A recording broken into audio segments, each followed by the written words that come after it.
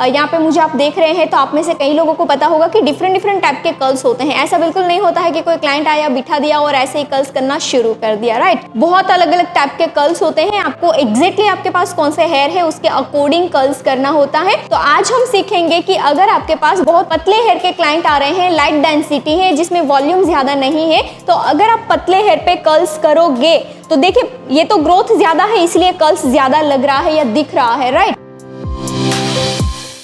आपको इस तरह से जैसे नॉर्मली कर्ल्स करते हैं वैसे कर्ल्स कर देना है।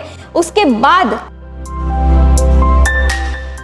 लॉजिकल बात है कि जब पतले हेयर पे कर्ल्स करते हैं तो जब आप इस तरह से कर्ल्स करोगे तो आपके एक सेक्शन में बहुत सारे हेयर ऐड हो रहे हैं। अब ज्यादा हेयर एक ही सेक्शन में आ जाएगा तो ग्रोथ कम दिखेगा पतले हेयर पे, राइट। और पतले हेयर पे हमारी एक ही डिमांड होती है कि ग्रोथ ज्यादा दिखे, वॉल्यूम ज्यादा लगे, जिससे ऐसा लगे कि हेयर पतले नहीं थे बल्कि ज्यादा हेयर थे। तो ऐसा करने के लिए आपको क्या करना होगा, फर्स्ट स्टेप है कि आपको इस तरह से कर्ल्स कर देने हैं। कर्ल्स करने के बाद कोई भी डायरेक्शन आप कर सकते हैं। इस तरह से सिंगल कर्ल्स लेना है। कर्ल्स में से सिंगल स्ट्रेंड्स आपको सेपरेट करनी है। देखिए ऐसा करने से होता ये है कि आपके हेयर में वॉल्यूम जो है वो इंक्रीज हो जाएगा। अब आप यहाँ पे देखिए ये जो 4 कर्ल्स है, अब 4 ही कर्ल्स को हम इस तरह से ओपन करते हैं और आप लास्ट में देखोगे कि इसका जो वॉल्यूम है वो कितना ज्यादा लगेगा। तो जब भी आपके पास अब पतले हेयर के नेक्स्ट टाइम से जो क्लाइंट आए उस पे आप यही टाइप के कर्ल्स करो। इस कर्ल्स को हम थिन कर्ल्स भी बोल सकते हैं एंड वॉल्यूम कर्ल्स भी बोल सकते हैं, क्योंकि ये कर्ल्स जो है वो आपको बहुत अच्छा सा एक वॉल्यूम प्रोवाइड करता है।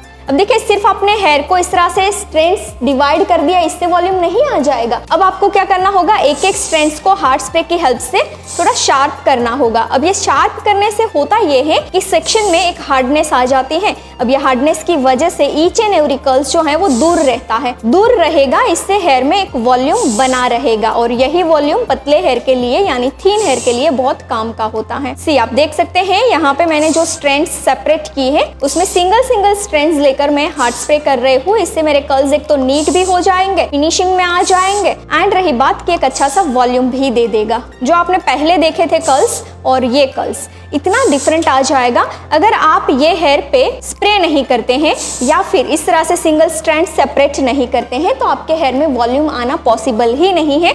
जबकि आप यहाँ देख सकते हैं, देखिए अगर आप बड़े कर्ल्स रखोगे तो आपके 2 से 3 कर्ल्स हो गए, राइट। अब यही कर्ल्स को आप सेपरेटली ओपन कर दोगे तो ये कहीं ना कहीं एक वॉल्यूम ज्यादा क्रिएट करेगा। डेफिनेटली जब भी आपके पास अब से कोई पतले हेयर के क्लाइंट आ रहे हैं तो ये ट्रिक जरूर आजमाना और यही तरह से आप कर्ल्स करना और ऐसे ही कर्ल्स को स्टाइल करना जिससे आपके क्लाइंट का जो ग्रोथ कम है वो ज्यादा दिखे एंड वॉल्यूम में हेयर बन जाए, राइट।